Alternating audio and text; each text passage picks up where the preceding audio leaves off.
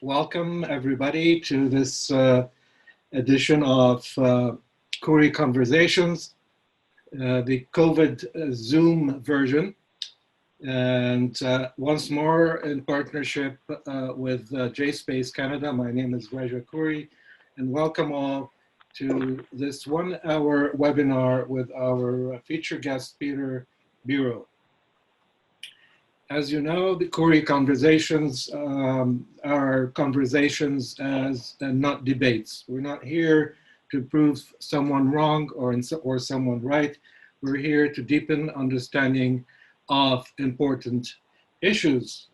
As you also know, we always deal with light topics and that have simple solutions to them. And today is no different. The title of our session today is Constitutional Democracy Under Stress, Canada, the World, and Israel-Palestine. Now, the format we will follow is our guest, Peter Biro, will give a brief presentation on the book he edited, which has the same title, except that the second line in it is it's called Constitutional Democracy Under Stress, A Time for Heroic Citizenship. That's the title of the book that he edited. And Karen Mock today is wearing two hats. Of course, she's the president of JSpace, but she's also a contributor to the book and author of one of its chapters. So Peter will start us off with his presentation. And following that, Karen will speak about her chapter, and then we will have a conversation about all of it and open the door for Q&A. For those of you who are not familiar with Zoom, there is at the bottom of your screen a button that you can click on that says Q&A, and that's where you can put your questions. So I'll start with introducing Peter and Karen. Peter is a lawyer, founder of Section1.ca, chair emeritus of the Jane Goodall Institute Global, and CEO of Neocon Aptic. He has published and lectured widely on legal and political affairs and been an outspoken advocate for social liberties, human rights, civics education, wildlife conservation, and animal welfare. He is chair of the advisory board of AVAIL, a fellow of the Royal Society of Arts, and a past governor of the University of Haifa. He is editor of Constitutional Democracy Under Stress, A Time for Heroic Citizenship by the Mosaic Press, as you mentioned earlier. Karen Mock is, of course, president of JSpaceCanada. She's also an acclaimed human rights advocate, consultant, psychologist, and educator. She is former executive director of the Canadian Race Relations Foundation and of the League for Human Rights of B'nai B'rith Canada. She was the founder of the Canadian Arab-Jewish Leadership Dialogue Group and the Enhancing Social Justice Educational Group, among many other things. She has been qualified by the Canadian courts and tribunals as an expert on human rights, racism, anti-Semitism, and hate crime. She was granted the Queen's Diamond Jubilee Medal and recently inducted into the Order of Canada. So welcome both of you. The topic again is Constitutional Democracy Under Stress. We've seen in recent weeks many demonstrations of these stresses. We've seen the President of the United States refusing to commit to a peaceful transition of government in case he loses. We heard him in the debate 2 days ago refuse to denounce white supremacy. We've seen Brexit. We've seen even the government of the UK recently introduced legislation that breaks international law. This is the country of the rule of law, introducing legislation that goes against international law. Things have changed in recent years. We have in a number of countries these populist, illiberal governments take hold, such as in the Philippines, Hungary, Poland, Israel, Brazil, Italy, of course, the United States and Turkey. We've seen the right wing rising in places like France and Germany. But you're not here to hear me talk about this. We're here to hear Peter, who actually knows what he's talking about, to explain to us what is going on. Why did he decide to pursue writing this, editing this book and bring all these experts together? And what are the main themes and outcomes of this effort? So Peter, welcome. Thank you, Raja. It's a real pleasure and an honor to be with you and to participate in this conversation with you. I've been an admirer of yours for many, many years. And of course, I'm so delighted to be doing this with Karen. We've collaborated on a number of things now over the years, and very honored to be also part of the JSpace community, which of course is also my community. And thrilled to be with all of our viewers and listeners out there from across the spectrum in our community. Raja, you really summarized sort of the context in which this conversation takes place, but let me sort of put my spin on it. To borrow from Bobby Zimmerman, otherwise known as Bob Dylan, repurposing one of his lines, "It's not dark yet, but it's getting there."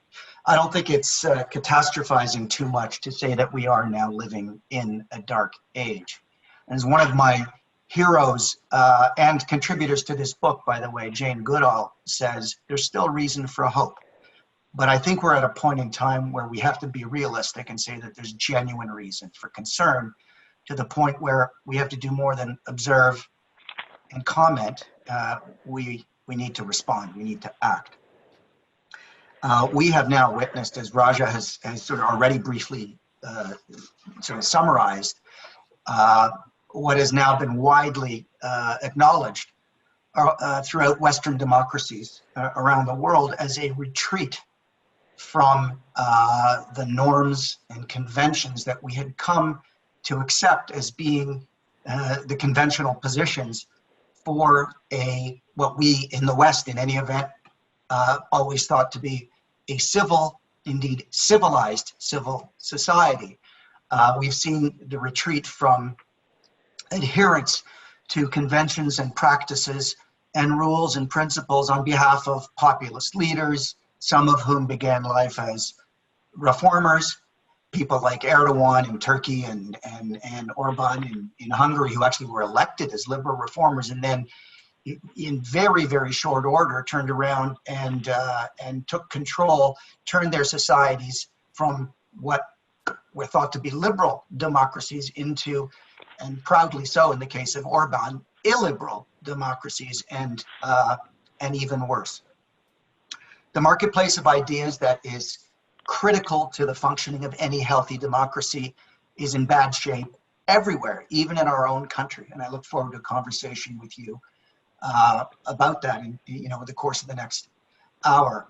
The marketplace of ideas, which depends on the shared deference to the authority of truth, of knowledge, of facts, on a societal level, is tearing apart at the seams, and that makes it impossible for us to generate the kind of consensus that is necessary in society across partisan lines, across ideological lines, across cultural and socioeconomic lines, to address the really major challenges that we're confronting. And it's led to what I refer to as a social cohesion deficit in our societies. It's not enough for us to conform to certain codes of conduct. You need, in order to address the kinds of challenges we're facing in the COVID-19 pandemic, in climate change, and of course in the rampant, exponentially increasing economic inequality, you need a kind of societal commitment to be sort of on the same page, even if you disagree on the strategies. And you can only be on the same page when you accept the facts and when you respect the truth seekers. Social media as we all know, and we're actually doing this in a way through the facility of social media and the internet. Social media, by its nature and structure, creating this kind of culture of echo chambers, is really amplifying the problem by creating a structural barrier to consensus generation across all these ideological and partisan lines, and really amplifying the kind of polarization that we're experiencing in society. Economic inequality, which I've already mentioned, increasing at an exponential rate, not just in terms of the income gap, which is measured by the Gini coefficient between the wealthy and the not wealthy, but much more significantly in the tremendous disparity of wealth. That is, in the wealth gap between the, people always refer to the top 1% and the rest. Well, we're now talking about the top 0.1% that ultimately control the lion's share of the economy. That has had a tremendously destabilizing effect on not just liberal democracies, on China as well. The only difference is that China and other societies, of course, but the difference between democracies and autocracies, dictatorships, and other forms of authoritarian government is that they can respond with a different set of tools when they are met with resistance or instability. Not tools that we respect or like in our society, but it makes it a lot easier for them to control societies when that kind of instability, when there's that kind of disenchantment. In the case of inequality, it's obvious that people rise up because their welfare is deeply affected. In liberal democracies, if you want to address the issue, you're going to have to do it in a way that that attracts or commands rather the allegiance of the population. That's very, very hard if you haven't offered a concrete solution to the problem of inequality. Partisan politics become more deeply polarized than ever as a function of many things. Identity politics, again, this breakdown of what I call the shared epistemic foundation or the marketplace of ideas.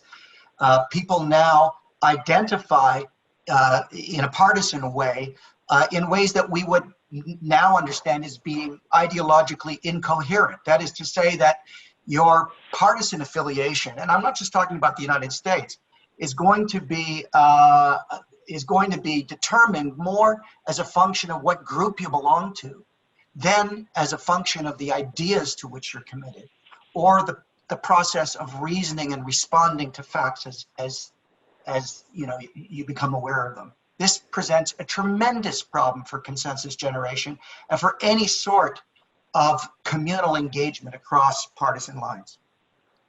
Let me just say before we move into the conversation, Raja, if I might, and I hope no one's offended by this, just a quick remedial run through the essential elements, constituent elements of what we call a liberal constitutional democracy, so that when we proceed with the conversation later, we'll understand what kinds of values and institutions are on the line here. So in all cases, liberal democracies share certain features. They have a democratic electoral system that, where with periodic elections, free and fair, that have to be meaningful. In other words, there has to be a possibility that anyone could win this election. They can't be stacked. They can't be rigged, as the current occupant of the White House likes to put it. They have to guarantee basic rights and freedoms, basic civil liberties of expression, especially, and assembly, and a whole host of others, religion, conscience, etc. They have to adhere to the rule of law. That means not merely respecting the independence of the judiciary, but also understanding that the entire apparatus of government operates as a rule-making, rule-abiding, rule enforcement system, and a fair one, an independent and impartial one. And in the post-war period, by which I mean the post-Second World War period, there's a new element that is really, figures prominently now in the decline of liberal democracy, and that is the bag of social welfare promises and prosperity promises and distributive justice promises that were made by, in the post-New Deal period in the United States and in the post-social welfare period here in Canada and in Britain and indeed throughout continental Europe. the promise that inequality will be permissible only to the extent that the least well-off among us are provided for and benefit from the increased inequality. Well, that's not happening anymore. Liberal democracies also are committed to having leaders who tolerate each other and who tolerate their opponents. Not to be too corny, but to borrow from another musical idol or favorite of mine, Joe Bonamassa, just because you can, don't mean you should. When you've got power, the point of leadership in a liberal democracy is you don't exercise it arbitrarily or just because you have it, the way some people south of the border think you do. In a liberal democracy, you exercise it responsibly and in a measured way. That is a critical dimension of political leadership in a liberal democracy. Now, there are a whole host of other features. I don't want to take up time going into it, but what I will say is that we can recognize, and Raja at the outset identified a number of events and factors and developments that simply point to this, that the move away from regard for and defense of these institutions and the cardinal values that underlie them, such as, for example, the equality principle or the principle of political pluralism, and I know that Karen will have something to say about that. When we depart from that, everything starts to fall apart and it gets very, very dangerous. And I just want to say this, democracy, especially liberal democracy, is neither inevitable nor, as I've said elsewhere, immortal. Democracies do die. And in fact, they have been dying around us. And that includes Israel, which I know we're going to come to look at now. I don't want to be alarmist, particularly because I love Israel. I love the idea of Israel, but Israel's very, very complex. I love the idea of a just Israel, of a secure Israel, but one that lives in harmony and in a respectful way with its Arab neighbors, and in particular with the Palestinians, both in terms of its foreign relations, but also in terms of its domestic societal arrangements. So what I'll say, and I don't think, this is, I think this is a view that's widely shared, certainly by the people on this panel, that, Israel, like other liberal democracies, although it's always been unique in certain respects, and we'll talk about that, has moved quite dramatically and markedly in the direction of illiberalism. And this is a tremendous problem. And it's done so for some of the reasons that are common to all of the other liberal democracies and some of the reasons I've identified, but it also has some unique aspects to it. So with that, let me just stop and pause and turn it back over to Raja. Yeah, thank you, Peter. Yes, you're right. We will be coming back to the the topic of Israel specifically. Just one question. Historically, the working class, so to speak, were protected and represented by the left. Yes. Today we see them more represented and spoken about by the right, as we've seen with Donald Trump. We also saw with the new leader of the Conservative Party here speaking to that group of or that segment of society. What are your thoughts on that? So what you've just said is a perfect and wonderful example, excellent example of what I was talking about earlier. Our current condition of what I call ideological incoherence, or what others such as Ezra Klein, for example, have referred to as identity politics or identification politics. That is to say that now you've specifically talked about the working class. Well, the working class are the most disenchanted, sector of society for all the reasons that we understand. And going back to my comments about exponentially increasing economic inequality, as well as others. I mean, the working class has been excluded from a meaningful participation in the knowledge economy, except only as commodities in the knowledge economy, but not as beneficiaries of it. So what I would say is, especially white working class people have become, their understandable resentment, bitterness, frustration, and disappointment has been weaponized by populist leaders like Donald Trump, but not just like Donald Trump, by other populist leaders, and for good and understandable reasons in many cases, because what he and other populists on the right have done is recognize that the liberals, the traditional home of the working class and of labor, it really dropped the ball over the last number of decades, became, and I think it's fair to say, elitist and overly preoccupied, and I'll be interested in Karen's take on this, overly preoccupied with the advancement of the human rights agenda for all of the good reasons that I think we will all agree on, but also for some not so great reasons, or to put it differently, in not so constructive ways that have backfired, and in fact have alienated a lot of people who don't intellectually relate or identify with that entire enterprise. It's more complex than that, Raja, but what I'll say is your example is an excellent one.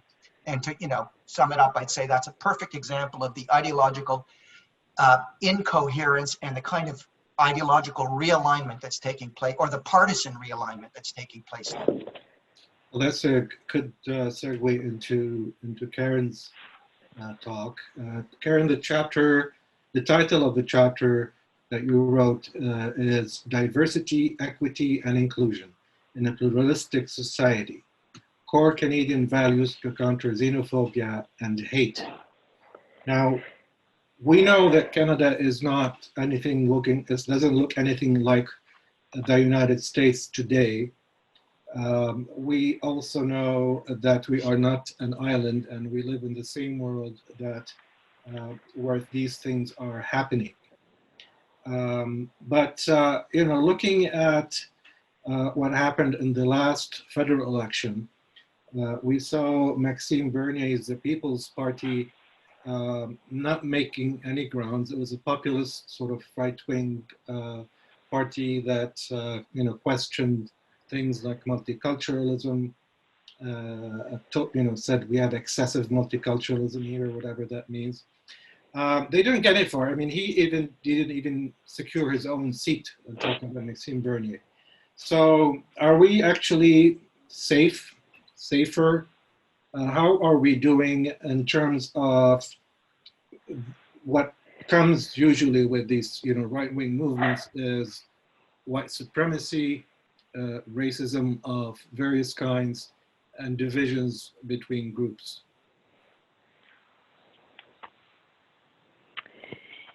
In a word, no, we're not doing much better.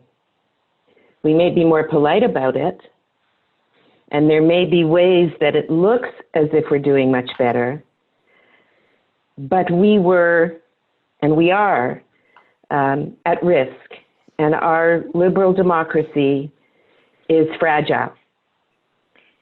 However, on the other hand, and there is another hand, yes, thanks for activism and people who spoke up, and the humiliation and embarrassment that we're able to cause when some of our political leaders and candidates refuse to denounce white supremacy, and when they use anti-immigration tactics, there's enough of a disconnect, and there are enough other parties that are more reputable in this regard that we have so far been able to not have those kinds of parties really take a foothold. And when we really are able to expose it, yes, some of the parties will expel candidates who are actually exposed as being known white supremacists or hanging out with skinheads or whatever.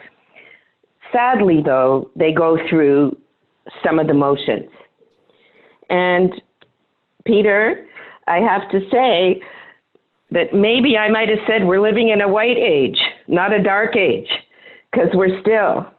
And you know that tendency of wanting to have dark or black associated with something evil. Yes, we had something called the Dark Ages, but let us remember that in white-dominated societies, even though many white people, and we're speaking frankly, we try at JSpace to create a safe space where we can have these conversations. Many people who are members of minorities other than people of color, who are the minority in terms of power in a white-dominated society, but I'm talking about other victimized groups, fail to acknowledge and accept the concept of white privilege. So the concepts you were alluding to and why we are so much at risk and why what's happened in the States is happening is that it's well known historically that during difficult economic times and or when people are wanting to gain power, they will often target minority groups, religious minority groups, people of color, immigrants, and you get that rhetoric, and Goebbels taught us all very well. You repeat the lies, you repeat the half-truths, you repeat the stereotypes, you repeat the mantras over and over until people actually believe them. And if someone's looking for someone to scapegoat for their problems, what better than the immigrant groups or people who feel, you mentioned rightly so, they feel somehow threatened or somehow, well, they are threatened because when people have had power and someone wants to equalize the society or implement programs of equity and human rights so that everyone can be equally privileged and have full access to our society and everything it offers, that's when people feel very threatened. And it's very easy, as again we were taught in 1933, to exploit democracy at its weakest link, and then when someone gains power, to eliminate democracy. And in Canada today, just as worldwide, and in the States in particular, but again, in Canada, incidents of hate crime are on the rise. Attacks on Jews, attacks on Muslims, attacks on immigrants, and tragically, of course, the anti-Black racism, which is alive and palpable, and tensions get put up. And, you know, we have to also acknowledge, as you do, and I know you do, and all of us do, that the Aboriginal people, the Indigenous people, and anti-Indigenous oppression continues. So on the one hand, we're doing better, but we can do better. And even our democracy is at risk, as you have so nobly shown us by this amazing project, Section 1, on Section 1 of the Charter of Rights and Freedoms. I mean, look at that. In 1982, when that charter was drafted, it entrenched equality rights and multiculturalism in the Constitution among our core Canadian values. And the charter guarantees equal protection and benefit of the law, free from discrimination on the basis of race, national or ethnic origin, color, and religion. So the 80s were a time of revolution in that regard. Raja and I were talking about the chapter. It goes into all the history of our policies and our theories. And I think those on the audience who know me know that I guess I've spent my life devoting myself to how do you actually implement in practice the theories and the policies. Because when the subtitle, Core Canadian Values to Counter Xenophobia and Hate, that was actually Peter's subtitle to my topic. And I started my talk at his wonderful conference, which, by the way, Peter, I am so honored to have been included in your conference and your book.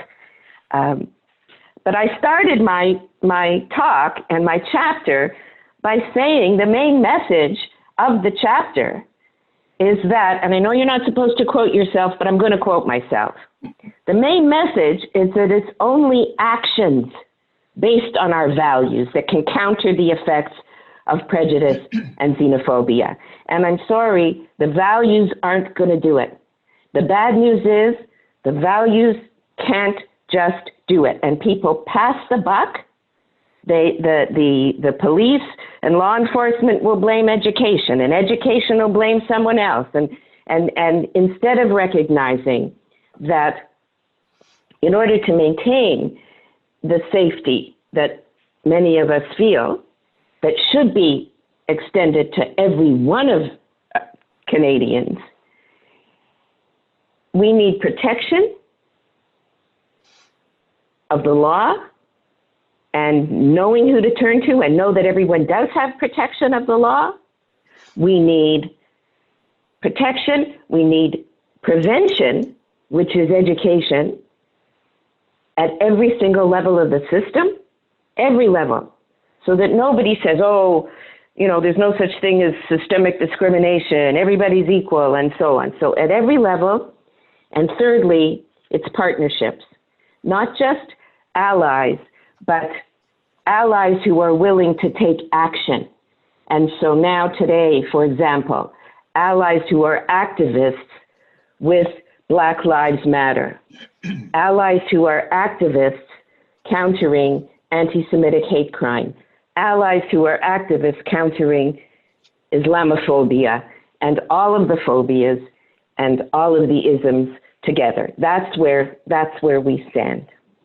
Karen, thank you, Karen. And you're right. I remember after 9/11, and I was at the Canadian Arab Federation at the time, the backlash against Arabs and Muslims and the conversations that we had with each other about, you know, what is the value of this charter if it's not protecting us right now from being racially profiled. And so you're right. Values are not enough, and even legislation is not enough. I mean, it has to be implemented correctly. Yeah, if I might just add one thing too, and I know we're going to continue the conversation, which I find so exciting. But actually, that's when we first met, and I can't believe that it's almost 20 years ago. And then fast forward, when we were on the hate crimes community working group together, what did I do as chair? I asked all the community members who were on that panel, and we had representatives from diverse groups, Aboriginal groups, Black groups, you name it, Muslim groups.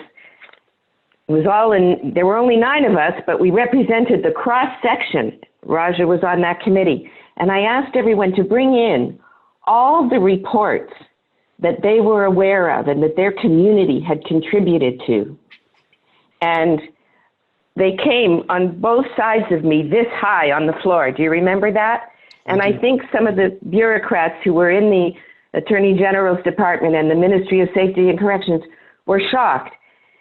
We've had communities contributing so much to tell their stories, to raise their voices, and then they're silenced on the shelves in reports. But we're still at it.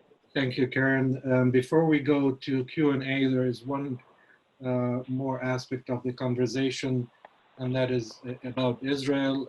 Of course, issues of Israel, Palestine matter to us a lot in these webinars. And Peter, you started talking about Israel.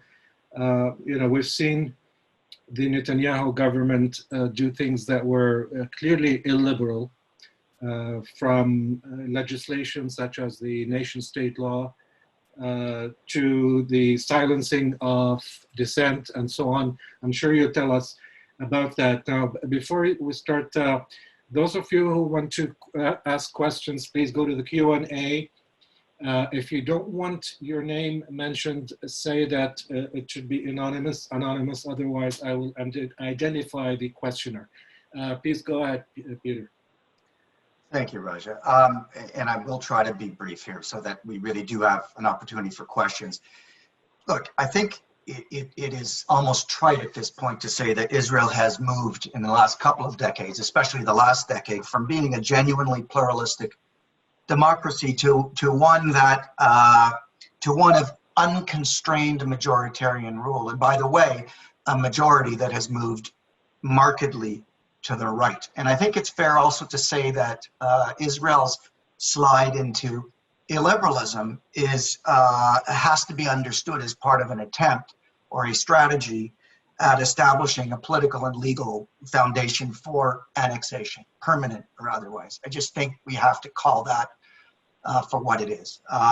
To disagree with that, and I'm not saying there aren't other views, but I think that for purposes of this conversation, I'm going to take that as an established position. Now, Israel has historically had an ethno-nationalist identity, and it's always been in direct tension with a kind of utopian, universalist, liberal democratic identity. I think of that tension as being what I call a kind of noble tension. That is to say, the particularistic nationalism of Israel that always had to be understood in distinction to or from all other kinds of nationalism, particularly as it was established in the post-war period when the word nationalism was associated with, obviously, the Third Reich. It's difficult not to associate it with that. So when we use the term nationalism for Israel, we talk about particularistic nationalism that has something to do with the Jewish homeland, but always struggled with the question of what Jewish self-government would really mean and how it could be a just self-government, be true to the aspiration for nationhood, and at the same time be just in all the ways that Jews as a diaspora period throughout the ages, diaspora people throughout the ages, appreciated and respected, because as a diaspora people in the minority, a persecuted minority, they always appreciated the importance of pluralism, even in its absence, perhaps especially in its absence.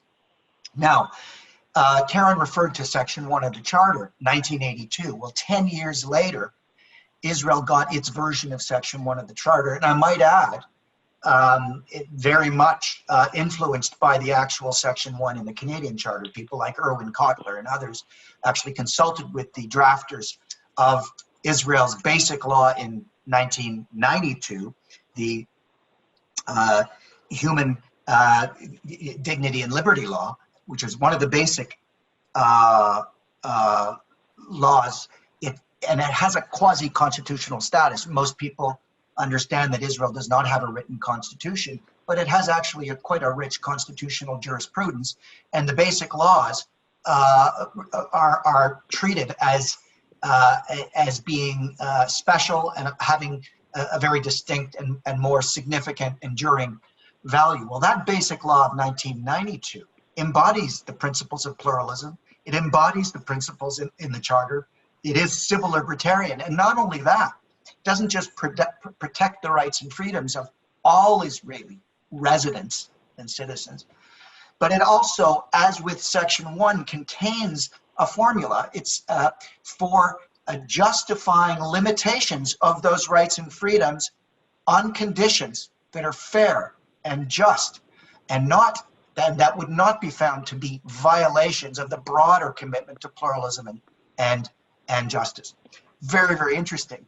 Sadly, of course, almost 2 decades later, and precisely 70 years after the founding of the state, we get the nation-state basic law, also the status of a basic law, the nation-state law in 2018, that effectively takes Israel from being a pluralist society officially, one that not only respects but protects and gives equal civic status to the Druze and the Bedouins and the Arabs and the Muslims and the Christians and the Jews, even though it is still a Jewish homeland and still a Jewish state.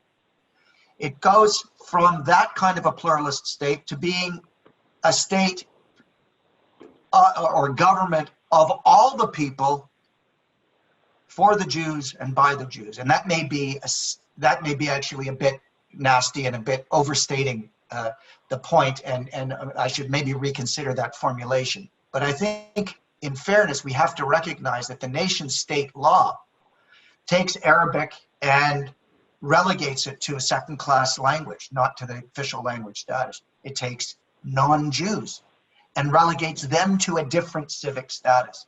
When that happens, and this is, of course, happening in the wake of certain other developments. Let me just cite a few of those examples, and then we can go to questions. All right? Excuse me, Peter, just on that last point. You probably would agree that the Palestinian citizens of Israel always experience the second-class citizenship status. That's not a controversial statement at all, of course. When I called Israel a pluralist society from its inception, by no means am I whitewashing the Palestinian understanding of its own history, the Nakba, the disenfranchisement, and the occupation itself as well. I mean,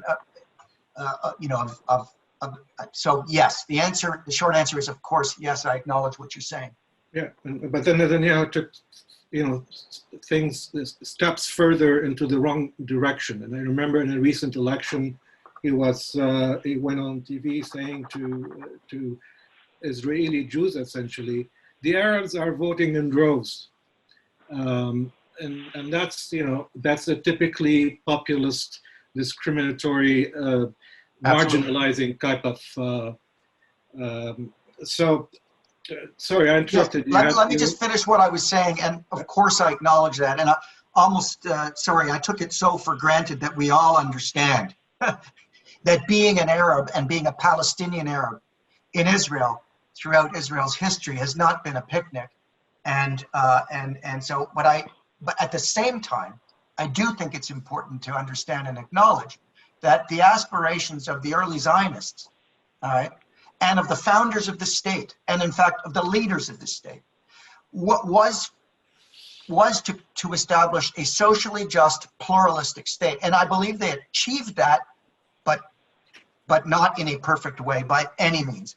Let me just identify a couple of low points that take us to the nation-state law so that we can see how things degenerated.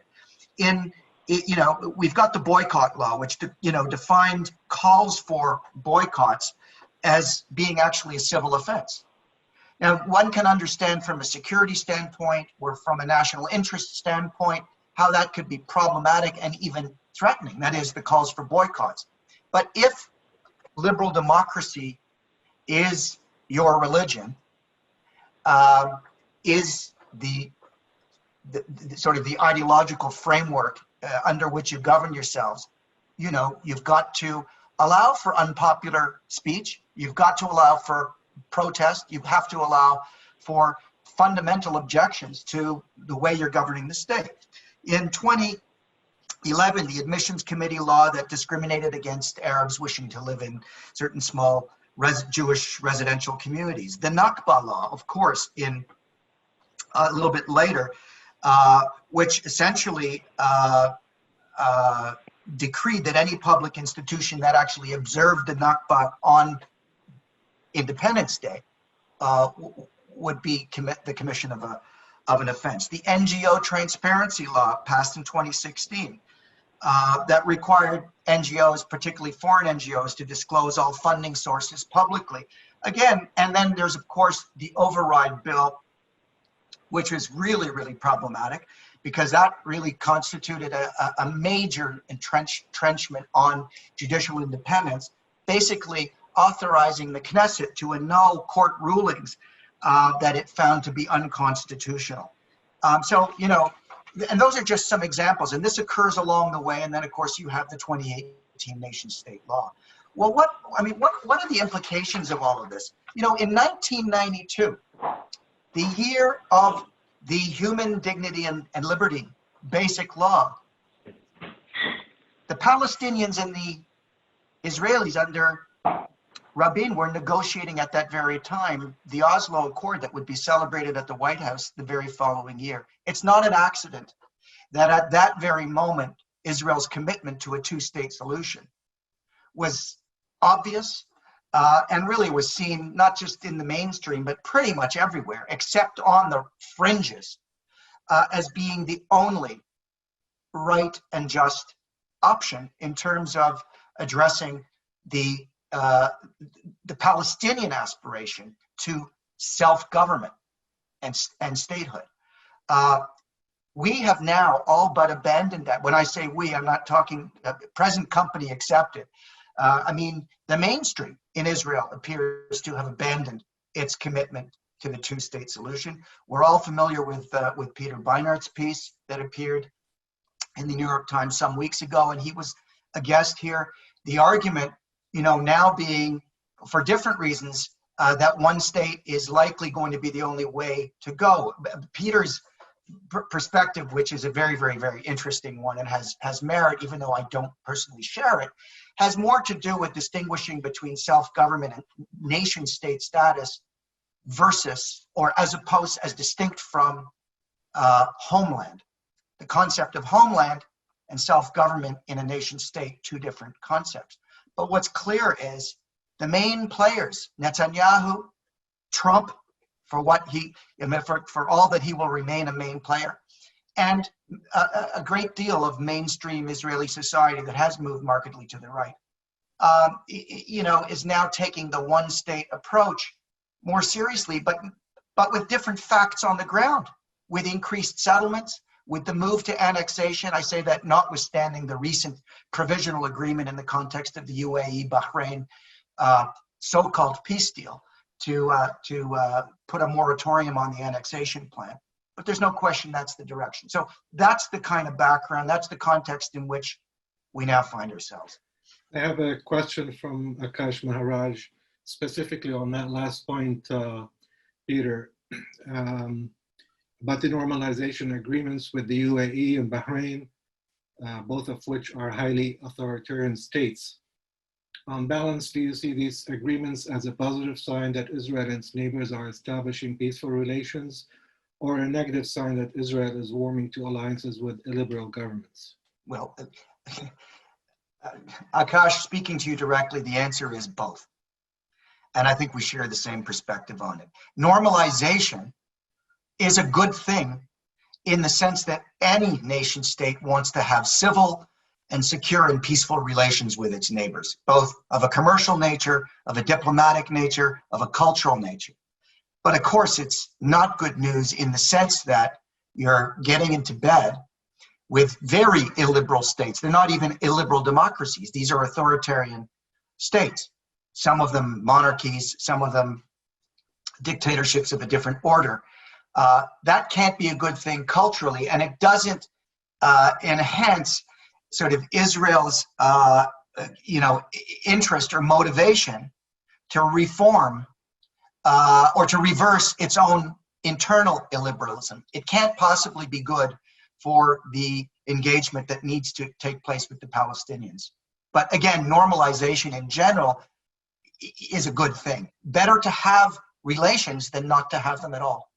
And as we know, Israel has had commercial relations and backdoor relations with those countries for a great, long period of time. Better that it should be out in the open. Do you think these relations, normal relations, and I think Sudan is coming on next. These countries are getting into these arrangements for their own interests. And so is Israel. And so is Israel. Now, in the Palestinian context, is it more helpful to the Palestinian cause, self-determination, independent freedom, independent state, for Arab countries surrounding it to have warmer relations with it, or I say the normal relations with it, as opposed to the boycott of the last 70 some years? Candidly, I don't know the answer to that question. I think I could, as a lawyer, I think I could make a compelling argument both ways on it. I don't really know the correct answer to that question. I think we're going to have to see. The proof is going to be in the pudding one way or the other. Certainly if you look at this from a purely security standpoint, Israel needs help in the region to fend off the hostility originating in and controlled by Iran and to a degree Syria. So it's good to have Saudi Arabia on your side overtly and expressly in that situation. And I say Saudi Arabia because Bahrain wouldn't be in it without Saudi's consent. And we know that Saudi Arabia will be in it at some point soon, or we expect they will. The problem is, one day there is going to be another Arab Spring, hopefully a more successful one. Those regimes with whom or with which Israel has just normalized relations. I don't like to call it peace because no conflict was actually resolved by this agreement. I mean, they were not at war, but That's right. I mean, ultimately, the hegemonies that are in place right now won't be there, ultimately.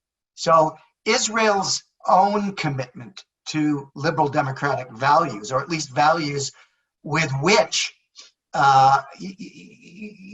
those who oppose those other regimes, just as they did in Tahrir Square in Egypt, during the Arab Spring and elsewhere, are not going to find it terribly encouraging if Israel doesn't sort of take a moral position on the nature of the civic arrangements in these Arab states. But it's very difficult. Interestingly, Israel was not warm to the Arab Spring because of not knowing what's going to be at the other end of it. But that's a different conversation. Karen, I think, wanted to jump in. I'm going to jump in here because, yes, indeed, that's a different conversation. Because if we're talking about our concerns around the rise of populism and what that does when people are looking to people to blame for their problems, then we're going to have a conversation about that. But I do have to agree on the one hand, and again, I guess I'm doing a very, is it like a little stereotype on the one hand and on the other hand, but on the one hand, yes, efforts at normalization are important. Efforts that we do not have liberal democracy unless you also have the institutions for democracy and peace. And peace isn't just not war. Peace is actually having what you need in the infrastructure. I think Israel will have completely missed an opportunity, and so will their new recognized normalized relations in the Middle East if they don't engage with Palestinians also on all of this. People have often said Palestinians never missed an opportunity to miss an opportunity. Well, the Arab world, which has voted as a bloc in many areas against Israel and, tried to marginalize and isolate Israel, as relations are being normalized, and let's face it, nation states normalize relations for their own self-interest and always have. But if they truly are going to be or continue to be a democracy, then the internal relations, the human and civil rights, the dignity for Palestinians has to be on the agenda. And Arab states can help with that. But in the context, if they're serious, and if they haven't just turned their backs on the whole situation and said, we think Palestinians are an issue, but getting more arms is a more important issue. So on the one hand and on the other hand, that it's been JSpace's position. We're not giving up on the two-state solution, but we need a safe place to have conversations about other really practical models that truly will implement anti-racism, anti-oppression, human rights initiatives, equity, social justice, and humanitarian principles of Canada, and apply that to Israel, its citizens, and its neighbors. So it will have to be another conversation, I believe. But we do want to ensure, and we were so close. They averted annexation, but thank goodness, because then democracy would simply not have occurred. Yeah, well, annexation has been averted for now, and the theft of land continues despite there not being annexation. So, but that's a different conversation. Peter, I have an interesting question here from Jonathan Brookman saying, there is no liberal democracy in the Middle East. Are we trying to impose Western values on the region? Well, okay, I'll take democracy. I'll take. So it's a good question, and I want to say I agree, except in a qualified way. First of all, when I say there's no liberal democracy, there's a pretty rich tradition in Israel's short-time statehood of being committed to institutions that we would recognize as being classic liberal democratic institutions. Its system of parliamentary democracy, the independence of the judiciary, its constitutional court, its high Supreme Court, its freedom of the press, the fact that you'll get more dissent in a Haaretz in a day than you will in the Jewish community in this city on major issues. I was in Haifa for a time when I was involved with the University of Haifa, as was Karen. Haifa is a highly pluralistic city in all kinds of ways. Now, having said that, it as I said, it has slid into illiberalism, and I just I can't stress how disappointing that is for me. That doesn't mean it's not redeemable, and my hope is it will be redeemable, and that there will be a return. I grew up in Lebanon, and Lebanon has and always been a democracy, with a lot of faults, but a democracy with freedom of expression and all kinds of shindigs. Turkey has been a democracy since I think the 70s. Tunisia recently became a democracy as the result of the Arab Spring, the only success story coming out of the Arab Spring. So the notion of, I think, democracy being a Western value is, I don't sort of subscribe to that as so much. I think any society can, become democratic. What do you have to say about that? Well, look, there is a point in the question, is that a lot of the concepts we're talking about, they started with John Locke, all right? And then they moved through John Stuart Mill, and then they moved through to John Rawls. And, in a sense, the values that we're speaking about today are largely Western values. They originate, in Western philosophy, in Western political discourse. But that doesn't mean that anybody is trying to impose Western values on Israel. I think Israel is a clear example of a place that is developing its own kind of indigenous culture. But at the same time, as I said, I referred to the basic law of human dignity and liberty. My mentor and teacher and dear friend, who also, by the way, collaborated on this book and contributed, Erwin Kotler, our former justice minister and attorney general. I'd love to have him on this conversation. He was deeply engaged with the drafters and the people considering the introduction of that basic law in 1992.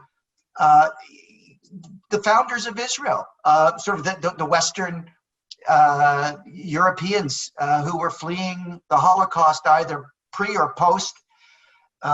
Survivors, or they came from the West, but there are also Oriental Jews, and there are also indigenous members of that community, and of course the Palestinians, who and the other members and the other cultural and ethnic communities in Israel that contribute enormously to the political culture and the political discourse of that country. I don't think it's a question of imposing Western values. Remember, Israel is also a member of the community of nations. It's a member of the United Nations. Some people lament that fact, but the fact of the matter is, we're in a post-Western period in many respects. And I think the language of sort of West versus something else is no longer as germane or as helpful as a kind of heuristic device to sort of understand politics and political discourse at this time. Thank you, Peter. And thank you. I have to cut you off. We're out of time.